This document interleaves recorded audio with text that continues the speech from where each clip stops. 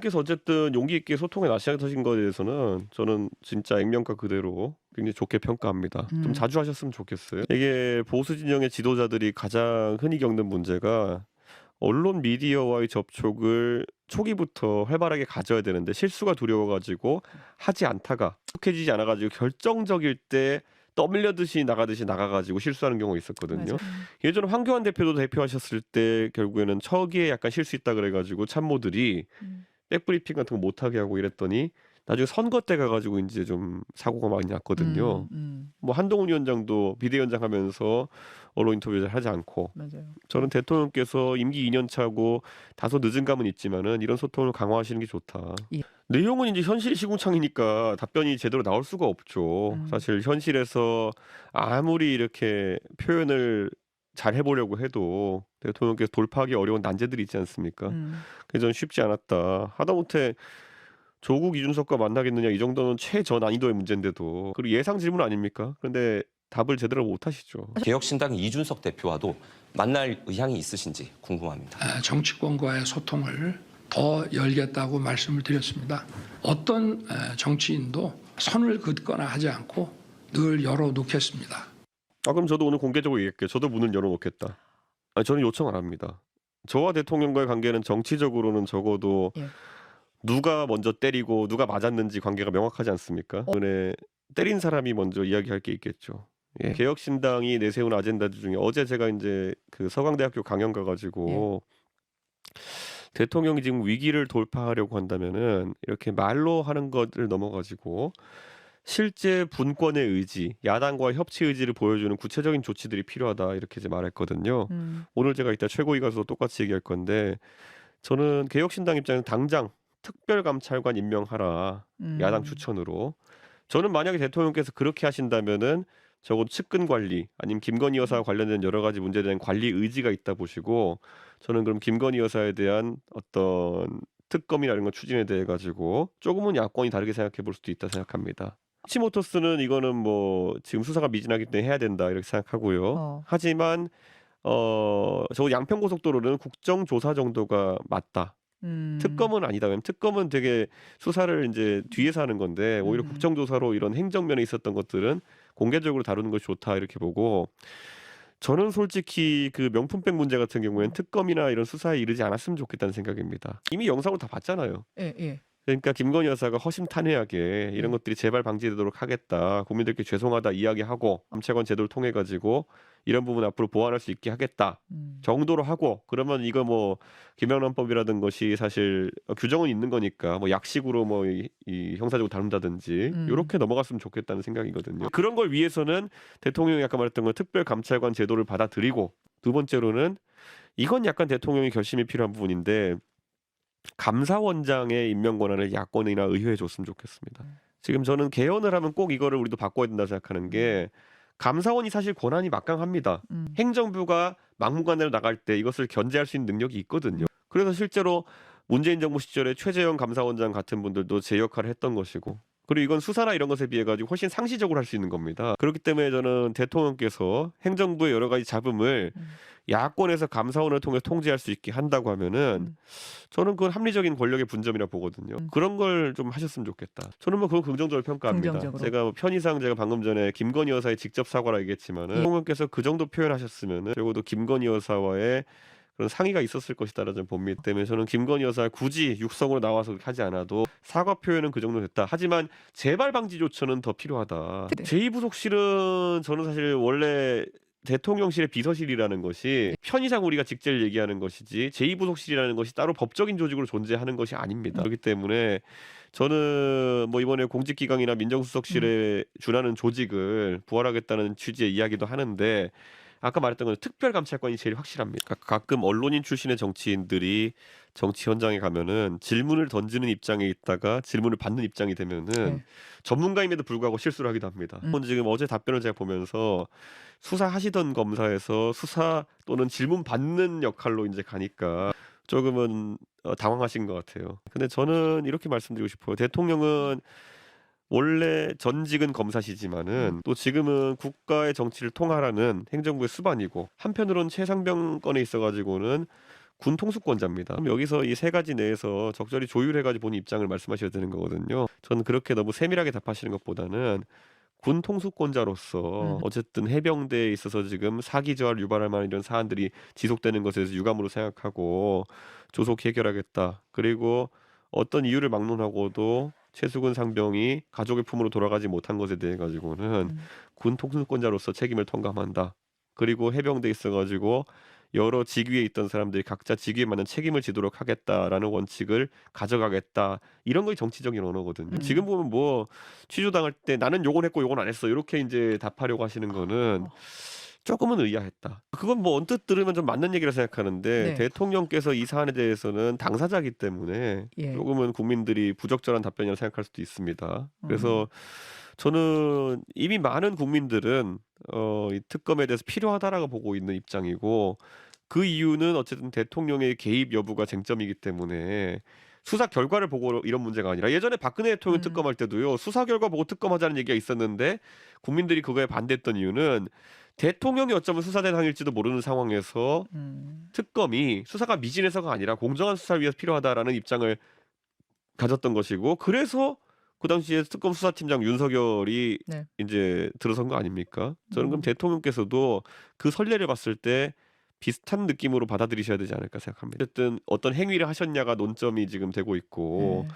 그렇기 때문에 대통령께서 이 부분에 대해서는 조금은 다르게 보셔야 될 부분이 있다 이렇게 생각합니다. 그때 120석이 넘는 의석을 가지고도 탄핵에 이르르고 특검도 받고 했거든요. 예.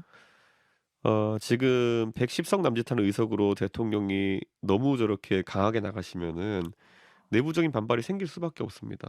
그리고 왜냐하면 그때도 결국 우리가 티핑 포인트라고 하죠. 넘어가는 지점이 뭐냐면은 의석의 문제보다 국민들이 거리로 나섰거든요. 예, 그때 박근혜 대통령 시기에도 보면은 거리로 나서면서 그게 국민의힘 그 당시 그 새누리당의 네. 의원들이 감내하지 못했던 거거든요. 근데 사실 그때 저는 태블릿 PC 컨 때문에 국민들이 거리로 나섰다 이렇게 보진 않습니다. 그때도 보면 박근혜 정부 4년 차, 3년 차인 상황이었고 그때 그 앞에 누적되어 있던 정권에 대한 불만들이 다 같이 터져가지고 이제 그 결국엔 시위로 많은 분들이 나선 거였는데 그때 뭐 국정교과서 건도 있었고 여러 가지 네, 있지 예. 않았습니까? 윤석열 정부에 지금 쌓여 있는 그 인화성 물질은 훨씬 많다. 또? 예, 저는 이렇게 봅니다. 그래서 그 대통령께서 지금 20% 30%로 최근에 지지율이 나오는 상황 위험하다라고 총체적으로 보셔야 되는 것이지. 내가 지금 특검 하나에 대해서 옳고 그름 유불리를 따져가지고 여기에서 나서다가는 박근혜 정부 시절에 겪었던 어려움을 그대로 겪을 수 있다 이런 생각입니다. 특검 그때도 박근혜 대통령 때도 보면요 예. 탄핵 이런 것보다 특검이 우선 먼저 시작되었고 국정조사가 맞아요. 되었고 예. 그런 것들까지는 막을 수 없는 그런 여론이었거든요. 그 다음에 이제 탄핵에 대해 가지고는 조금 다른 게 탄핵은 그 이제 표결에 닥쳐가지고 박근혜 대통령을 모시는 분들이 박근혜 대통령에게 결국 이거는 우리가 헌재 가도 이길 수 있습니다라고 보고 있다는 사람도 있고 몇 가지 정무적 판단이 잘못된 부분들이 있었거든요. 근데 뭐 거기에 이르기 전에 어쨌든 특검이나 이런 국조 이런 것들은 여론이 이렇게 밀어붙이면은 의원들의 역치가 좀 났습니다. 네. 예, 탄핵에 간다는 거는 상당히 의원들도 개인 표결을 네. 그거는 심각한 상황을 그럼요. 받아들이지만은 특검과 국조는 박근혜 대통령 시기에도 그래도 그거는 가 낮았기 때문에 쉽게 이제 또 통과가 됐던 거거든요. 거부권 쓰고 이렇게 하겠지만은 또 그리고 패스트트랙 걸릴 테니까 네. 최소 시간이 또 몇 개월 걸릴 수는 있겠지만은 그래서 저는 올 연말에서 내년 초까지 네. 가는 시기가 퍼펙트 스톰일 거라 보는 거는 저는 굉장히 안 좋은 대한민국 정치사의 이정표였다 그랬어요. 사실 저희가 탄핵 이후에 대선이 어떻게 치러진지도 경험해 네. 사실 무의미한 대선이 치러지는 경우도 있고 그런 상황에서 저는 이번에 대통령께서 윤석열 대통령께서 탄핵 때 수사하셨던 검사로서 누구보다도 이런 상황을 발생시키지 않기 위해서 해야 될 일들이 뭔지 알고 계시다. 용기를 내시라 이렇게 말씀드리고 싶습니다. 저는 그래도 뭐 7, 80점은 드리겠습니다. 왜냐면은 대통령께서 어제 보여준 모습들은 답변을 하시려고 했지만은 너무 어려운 난제가 많아가지고 속 시원한 답변을 못 하신다 정도였지 예. 위기의식은 느끼고 계신 것 같아요. 저는 대학에서 C 정도면 항상 좋은 학점이라 생각합니다. 저도 모르죠. 사실 대통령께서 다른 사람에 대해서 평가할 때 좋은 말씀 많이 하십니다. 우리가 항상 기억하고 지금 유튜브 가보면은 거의 한 200만 조회수 된 것 같은데 지난번에 제가 말씀드렸잖아요. 저에 대해서 하신 말씀을 조합하면은 네. 100년 만에 한 번 나올 당대표다. 그다음에 어디 가서는 이 새끼 저 새끼 이렇게 했으니까 그거 100년 만에 한 번 나올 새끼다라는 그런 얘기인데 공개적인 장소에서 대통령께서 뭐 다른 사람 평하실 때 항상 좋게 평가하시기 때문에 저는 한동훈 위원장과의 관계 속에서도 그러니까 한편으로는 애증의 관계가 형성됐을 거라 봅니다. 음. 어제는 본인께서 신뢰하셔가지고 당 대표의 지위로 이제 한동훈 위원장을 세운 건데 또 총선 치르는 과정에서 본인이 주도권을 발휘하고 싶으셨는데 그게 안 되니까 화나긴 했겠죠. 내키지 않지만 이기기 위해서 들이밀었다 정도로 저는 한동훈 위원장의 역할을 봤거든요. 근데 그런데 졌네. 어. 그러니까 더 기분이 복잡한 거죠. 그러니까 이런 거잖아요. 내가 이기라고 예. 저 친구를 시켰는데 예. 이기진 못했고 예. 그리고 중간에 내가 하라는 대로 말 안 들었는데 졌다. 어. 그러니까 이게 약간 복잡한 거죠. 이준석은 이기긴 했는데 예. 그걸 인정하기 싫으니까 너 때문에 크게 이길 거 작게 이겼다. 뭐 이렇게 논리가 좀 다르게 갔는. 어. 여기는 이기질 못했으니까 누구 탓이냐 갖고 싸우고 있으니까 좀 더 분위기 안 좋죠. 지금은 명시적으로 봤을 때 한동훈 위원장이나 그 측근 인사들이 봤을 때는 대통령이 총선 과정에서 모래주머니였다라고 생각하는 거고 대통령 입장에서는 내가 하는 대로 했으면 좋겠는데 제가 막 새로운 거 시도하다가 뭐 잘못된 거 아니야? 뭐 이런 생각도 하시고 저는 똑같아요. 왜 하려고 하느냐가 약간 이해가 안 가는 거죠. 원외 당대표 하면은 이제 선거 지휘하거나 뭐 어떤 명시적인 역할이 있어야지 당에서 영이 서거든. 저는 그때 대선과 지선을 앞두고 있었으니까 선거를 이겨주세요 제발 요런 약간 당원들의 심리와 이런 것이 결쳐져서 제가 당대표였던 건데 지금 2년 동안 선거가 없는데 한동훈 위원장이 어떤 식으로 이 지지율 위기를 돌파할 것이며 어떤 식으로 한동훈 위원장이 영을 세울 것이냐. 저는 그거는 좀 오히려 왜 하려고 하는지가 약간 이해가 안 되거든요. 한동훈 위원장이 오세훈 시장이랑 식사 한번 하시는 걸 추천합니다. 그러니까 오 시장님도 사실 굉장히 훌륭한 정치인이고 하지만은 주변 측근들이나 이런 분들하고 소통하다가 이제 성급한 복귀도 여러 번 이제 겪으신 거. 그리고 또 결국에는 운때가 아주 좋아서 예. 또 그 축적된 어떤 그 서사가 결국 오세훈 시장을 다시 또 이제 서울시장이라는 중요한 자리로 만들었다 이렇게 보거든요. 예. 근데 저는 한동훈 위원장이 어차피 제가 봤을 때 도전할 자리는 서울시장 아니면 대통령 아니면 어디 수도권의 중요한 보궐 이 정도일 것 같은데요. 그거 이기는 게 만만치 않습니다. 그럼 지금 서사를 쌓아 나가야 되는 건데 지금 대표가 된다 한들 그러면 윤석열 대통령이랑 싸우는 서사 아니면은 또 뭐 새로운 걸 해야 될 텐데 사실 비대위원장 할 때도 못 보여줬는데 뭐 대단한 새로운 어떤 이미지를 보여줄 것 같지는 않거든요. 그러면은 선거 또는 대통령과의 대립 관계 이런 것이 주요할 텐데 글쎄요 저는 그거 잘할 것 같지 않거든요. 그리고 그랬을 때 저는 오히려 한동훈 위원장이 내 개인이 하나 그럼 선거를 돌파하기 위해서 내 개인 이미지를 어떻게 만들어갈 것이냐. 저는 한동훈 위원장 자질이 좋기 때문에 예를 들어서 아까 말했던 것처럼 호남에 가서 제가 마을 변호사 하는 게 어떻겠냐. 그거 왜 뭐겠으면 본인의 전문성을 바탕으로 해가지고 보수의 취약적임에 가가지고 아주 그 솔직한 봉사를 하고 이렇게 하면은 저만 해도 관심이 갈 것 같고 장 쪽에서는 이렇게 곡해하다가 너는 대표감이 아니니 가서 마을 변호사나 해라라고 이준석이 얘기했다. 세상이 그렇게 비틀어서 보이기 시작하면요. 아무도 조언해 줄 수가 없어요. 배배 꼬여서 보는 사람들 옆에 조언하고 있으면요. 이거는 정상적인 그런 정치 집단이 아닙니다.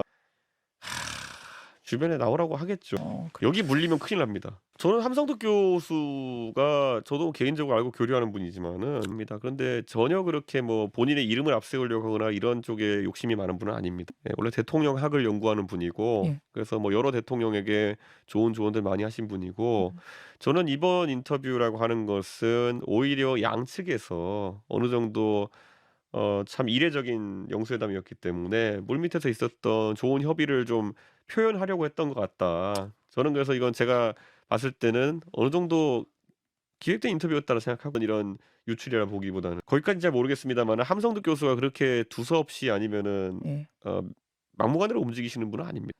그 경기대학교 정치대학원 원장이고 이미 사회적으로 저명한 뭐 나를 띄우려고 이렇게 하실 분은 아니에요. 다만 이제 내용의 디테일을 보면 가장 논란이 됐던 부분이 뭐 그런 거잖아요. 이재명 대표가 불편할 인사는 뭐 쓰지 않겠다 뭐 이런 것들. 이거는 제가 봤을 때는 누가 발화했는지는 확실하지 않습니다.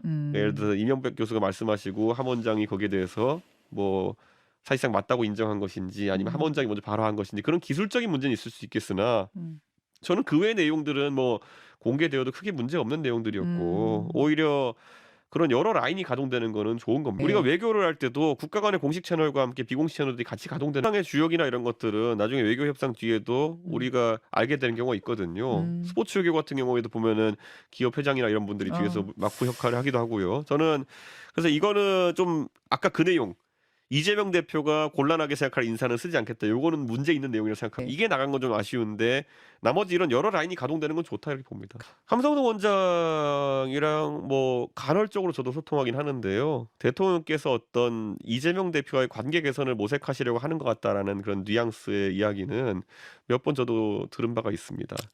뭐 실제 영수회담 이루어지기 전에 공개되기 전이긴 하겠지만 까지는 아니어도 이제 그 말이 나오기 전이긴 한데 근데 뭐 저는 그런 역할이 꼭 필요하다 봅니다. 왜냐하면 지금 공식적으로는 양쪽에서 서로 뭐 범죄자다 뭐 이런 말 해왔기 때문에 바로 물꼬를 트기 어려운 부분이 있었을 거거든요. 감사합니다.